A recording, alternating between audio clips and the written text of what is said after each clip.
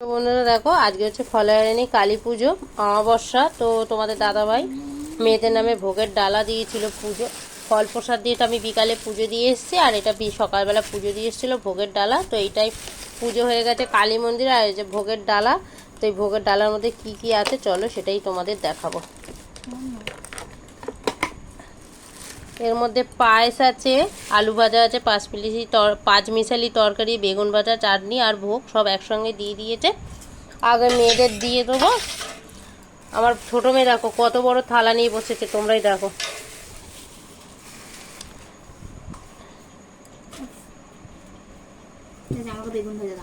বেগুন ভাজা দেবো তোকে।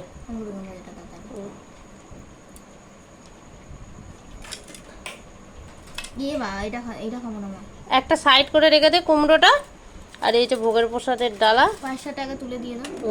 তোমরাও নিয়ে না, তোমরা 5টা তুলে না, 5টা নিয়ে তুলে নিচ্ছি। নাও। ও থাকবে, মিশে গেছে। তুলে নাও না যতটুকু আছে। হ্যাঁ, আমাকে ওই ধারটা দিকে দাও। হ্যাঁ হ্যাঁ হ্যাঁ হ্যাঁ। তো চলো খাওয়া দাওয়া, একটু ভোগ প্রসাদটা খেয়ে নি। দিচ্ছি মা চাটনি দেবে না? চাটনি নেই, সব মিশে গেছে এনে। তো এইগুলোই তো আমার মেয়েরা রাতে খাবে, খেয়ে আর কিন্তু রাতে ভাত খাবে না। তো চলো দেখা হচ্ছে নেক্সট ভিডিওতে। ভালো হয়েছে ভোগ, দারুণ।